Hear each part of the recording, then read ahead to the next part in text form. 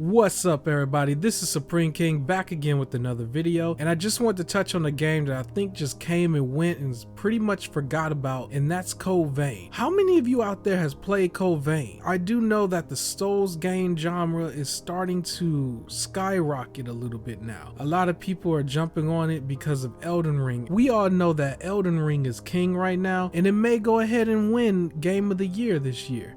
It just may do that, unless, you know, God of War has something to say about it. I already made a video about that. Go check it out if you haven't seen it already. But this video right here is going to be all about Code Vein and how I think that if you are a new person to the Souls genre, you may benefit from trying Code Vein before jumping straight to Elden Ring or Bloodborne or old school all the way back to Demon Souls or Dark Souls directly. And the reason why I say that is just, hey, Code Vein was a little bit more easier. Yes, it was easier. And I think people may benefit from playing the easier version of a Souls game first, just to get them into it in case they don't want to get knocked around from the very beginning from Tree Sentinel in Elden Ring or any of the other bosses from the other games right away. If you think about it, Code Vein is also a game where it has a little bit more emphasis on a story. I remember the one criticism for Elden Ring was that it was lacking a story. I still don't believe that it was lacking a story overall. I think that the story itself was just within the lore, and you had to go everywhere to see the lore to get an idea of what you were playing and what the area was all about. Where Code Vein tells you right away, it was basically all about the blood beads. And you know, Code Vein is all about the vampire aspect of it, where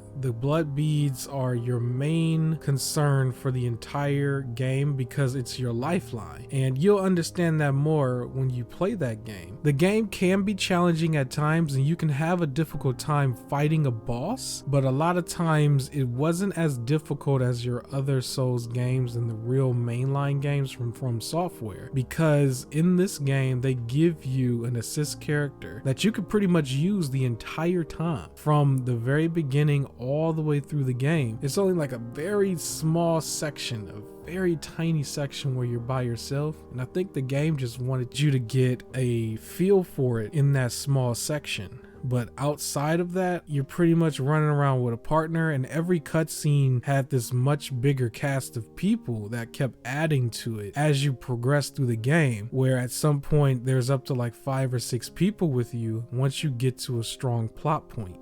If you believe that Souls games lack story overall, this is one game where you do not have to worry about there being a lack of a story. I do believe the story is still very corny but hilarious at the same time, but it's still a story that you're not going to ignore. They have moments also where you're going through these little areas where you're walking through a memory of somebody and you get to see the backstory towards certain characters and understand how they got to where they are today. Typically in the other Souls game, you have to go and read something in order to see that. Where here, you can also live it through a memory of an individual that's on your team. That is a very unique trait to this game in comparison to other games like it. So this wasn't done by From Software. It was published by Bandai Namco, and it does have that Bandai Namco formula around it when it comes to the type of games that they put out, which are more anime based. So I've said it a couple times before, this game is a little bit easier because of the assist character, and also the boss fights with the assist character become a little bit more of a breeze. So you should not have to worry about it knocking you around too much. So this is definitely a game you should try before going into the other Souls games if you are not confident with that type of game yet.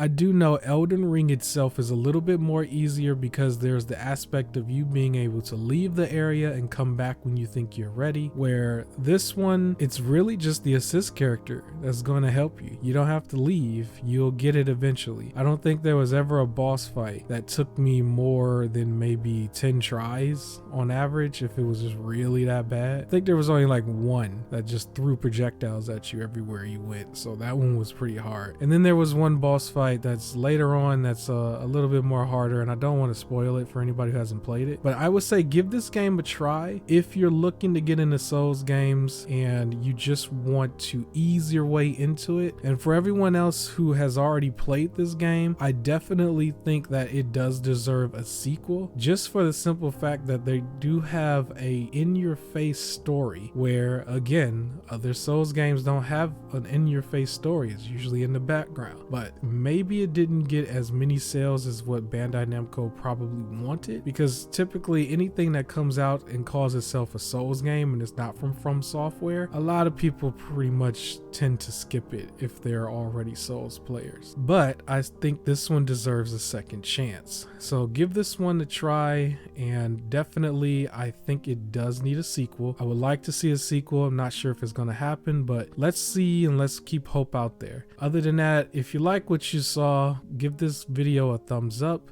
Subscribe if you haven't already, and check out my podcast. It is on Sundays at 10:30 a.m. Eastern Standard Time, called the Rocket Launcher Podcast. Other than that, I will see you on the next video. Peace.